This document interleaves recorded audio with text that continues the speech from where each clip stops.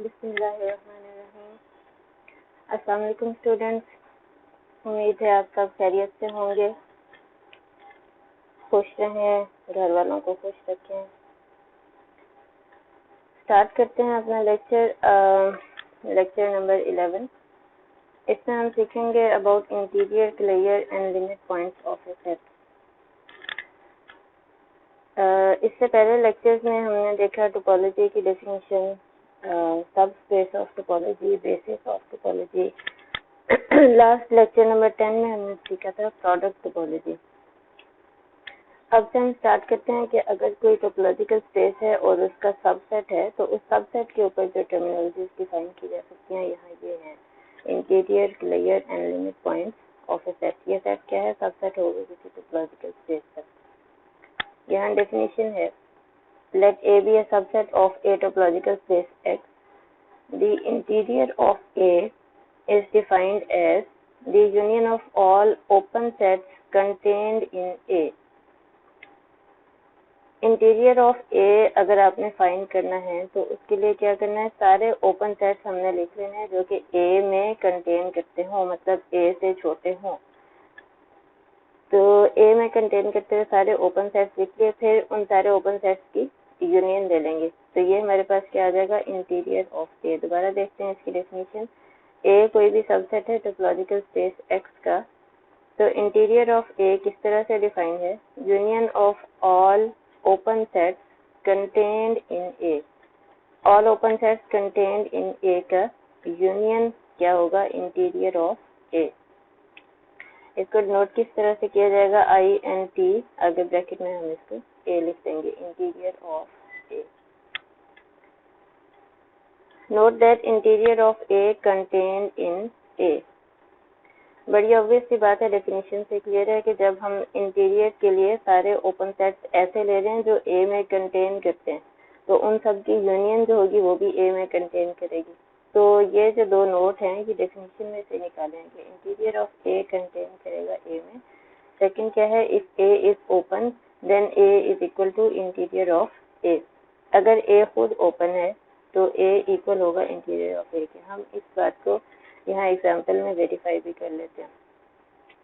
Example में ये set x लिया, ये उसके ऊपर टोपोलॉजी डिफाइन की। एक मैंने सबसेट लिया है, let A1 is equal to ABC subset of x. X के सबसेट का हम इंटीरियर निकालते हैं। तो इंटीरियर ऑफ A1 अगर हमें फाइंड करना है तो सबसे पहले मैंने क्या बताया था कि हमने वो सारे ओपन सेट्स लिख लेने हैं जो ए से छोटे हैं, मतलब ए में कंटेन करते हैं। तो ऐसे ओपन सेट्स, क्या एक्स ए में कंटेन करेगा? नहीं करेगा, क्योंकि ए तो खुद सबसेट है एक्स का।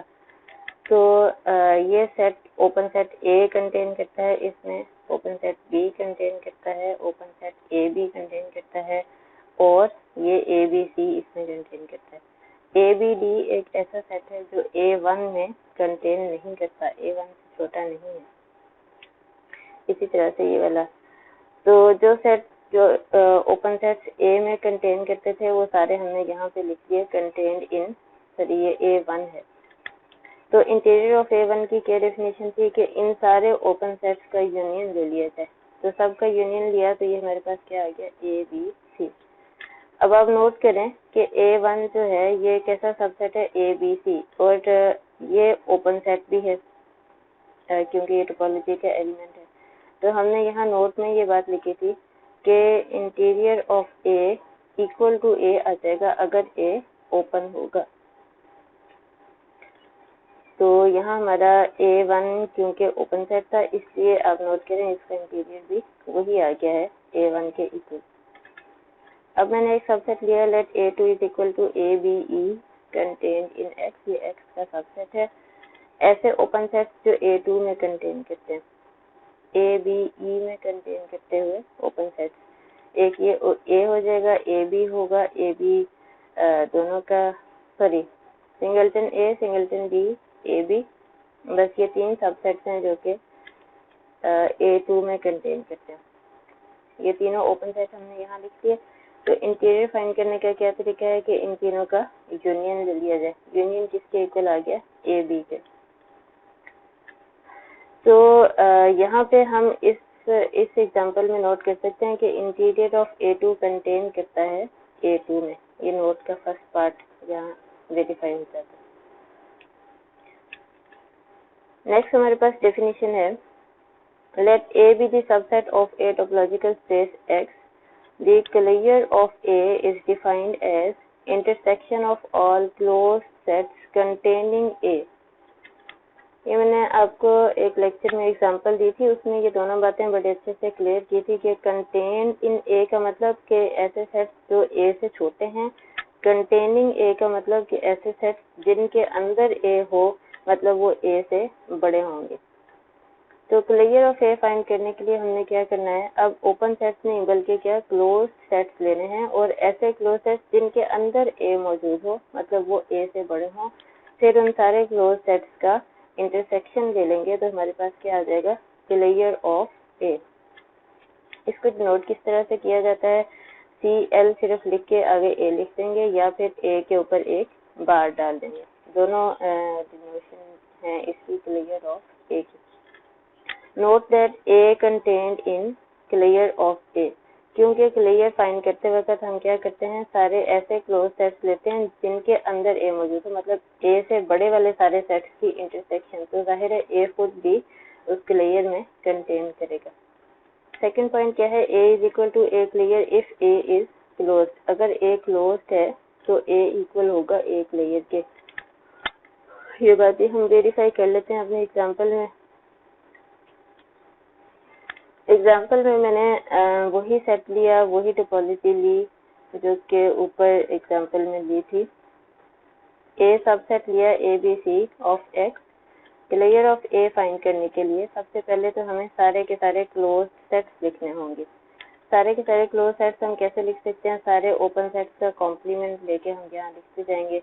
फाई का कॉम्प्लीमेंट क्या आ जाएगा, X का कॉम्प्लीमेंट फाई, ए का कॉम्प्लीमेंट, सेट X के एलिमेंट्स हैं ABCDE, तो X में से A माइनस किया तो बाकी क्या बच गया BCDE। इसी तरह से ये मैंने सारे जो ओपन सेट्स हैं इनके कॉम्प्लीमेंट्स लेके यहाँ पे लिख दिए। फॉर एग्जांपल ये ABCD का कॉम्प्लीमेंट क्या आ जाएगा E। तो ये सारे के सारे क्या हैं, क्लोज सेट्स हैं इस टोपोलॉजिकल स्पेस के लिए। तो अब हमने क्लियर ऑफ ए, अगर A ये सबसेट है, क्लियर ऑफ ए अगर फाइंड करना है तो उसके लिए हमें क्या करना है कि ऐसे सारे क्लोज सेट्स लिख लेने हैं जिनके अंदर ए मौजूद हो। तो क्लोज सेट्स के अंदर हम देखते हैं ये X ऐसा सबसेट है जिसके अंदर ए मौजूद है, मतलब ए सबसेट है X का। ये एक सेट है BCDE, क्या इसके अंदर ए मौजूद है, ए उसके अंदर मौजूद नहीं है क्योंकि ए का एलिमेंट ए जो है ये इस सेट के अंदर नहीं है। इसी तरह ये एक क्लोज सेट है ACDE, अब इसके अंदर भी ए मौजूद नहीं है क्योंकि ए का एलिमेंट बी जो है वो इस सेट के अंदर नहीं है, मतलब ए सेट जो है ये कंटेन नहीं करता इस क्लोज सेट में। तो सारे क्लोज सेट्स को हमने जब बारी बारी चेक किया तो हमें ये पता चला कि सिर्फ X ऐसा क्लोज सेट है जिसके अंदर ए कंटेन करता है। तो C1 is equal to X such that A contained in C1 is equal to X। तो क्लियर के लिए हमने क्या करना था कि जितने क्लोज सेट्स के अंदर ए कंटेन करे उन सब का इंटरसेक्शन ले लेना था। अब क्लोज सेट ही हमारे पास एक है तो उसका इंटरसेक्शन भी वही सेट X रहेगा। तो A clear is equal to CL की नोटेशन भी यूज की जा सकती है, CL of A is equal to X। Next example, इसी एग्जाम्पल में मैंने एक और सबसेट ले लिया B सबसेट है CD। मैंने इसका क्लियर फाइंड करना है तो मुझे क्या करना है, ऐसे क्लोज सेट्स लिख लेने हैं जिनके अंदर ये वाला सेट B कंटेन करता है। तो B के एलिमेंट CD इसके अंदर कंटेन कर रहा है, B C2 के अंदर भी कंटेन कर रहा है, B C3 के अंदर भी कंटेन कर रहा है। ये C1 C2 C3 मैंने खुद से नाम दिए क्योंकि ये क्लोज सेट्स थे तो क्लोज की वजह से मैंने C के नाम दे दिए। ये यहाँ पे इन क्लोज सेट्स में से हमने नोट करना है कि किन किन के अंदर B सेट कंटेन करता है। B सेट इसमें कंटेन करता है, इसमें कंटेन करता है और इसमें करता है और X में भी करता है। तो यस ये मैंने लिखा है C4 is equal to X। तो B कंटेन करता है इन सब में। तो क्लियर किस तरह से फाइंड करना है, लेयर फाइंड करने का तरीका है कि ये जो क्लोज सेट्स हमने सारे यहाँ लिखे हैं इन सब का इंटरसेक्शन ले लेना। तो जब हमने इन चारों का इंटरसेक्शन लिया तो इंटरसेक्शन में हमारे पास क्या एलिमेंट्स आ जाएंगे, सी, डी एंड ई। तो ये मेरे पास आ गया बी का लेयर। अच्छा, यहाँ इस एग्जांपल में हम नोट कर सकते हैं जो हमने नोट में बात लिखी थी कि बी जो है ये कंटेन करेगा बी के लेयर में, मतलब जो सेट है वो अपने लेयर में कंटेन करेगा। हमारा इस वक्त बी क्या है, ये है सी डी, और बी लेयर क्या है, सी डी एंड ई। तो बी कंटेन करेगा बी लेयर में। इंटीरियर में ऑपोजिट बात थी, इंटीरियर में क्या था कि इंटीरियर ऑफ ए कंटेन करेगा ए में, जबकि यहाँ पे बी कंटेन करेगा लेयर ऑफ बी में। या ए के हिसाब से बात करें तो ए कंटेन करेगा लेयर ऑफ ए में। अब मैंने एक सबसेट लिया है A2 जिसके एलिमेंट्स हैं डी ई। तो ऐसे क्लोज सेट्स जिनके अंदर ये सेट A2 कंटेन करता है, ये भी क्लोज सेट जिसके अंदर A2 कंटेन कर रहा है, ये भी क्लोज सेट जिसके अंदर ये कंटेन कर रहा है, C4 और ये C5। तो 5 क्लोज सेट्स ऐसे मिले जिन सब के अंदर A2 कंटेन करता है। तो लेयर फाइंड करने के लिए क्या करना है, इन सारे क्लोज सेट्स की इंटरसेक्शन लेनी है। जब इंटरसेक्शन ली तो मेरे पास क्या आ गया, DE। वही वाला सेट आ गया जो कि मैंने सबसेट कंसीडर किया था, DE। A2 इक्वल आ गया लेयर ऑफ A2 के। यहाँ हम नोट करते हैं कि क्या A2 क्लोज सेट था, जहाँ हमने सारे क्लोज सेट्स लिखे हैं। तो क्लोज सेट्स के अंदर ये A2 के एलिमेंट्स DE, क्योंकि A2 जो है वो खुद क्लोज सेट था, तो हमें नोट से ही पता होना चाहिए था कि A2 का लेयर जो है इक्वल आएगा इसी सेट के।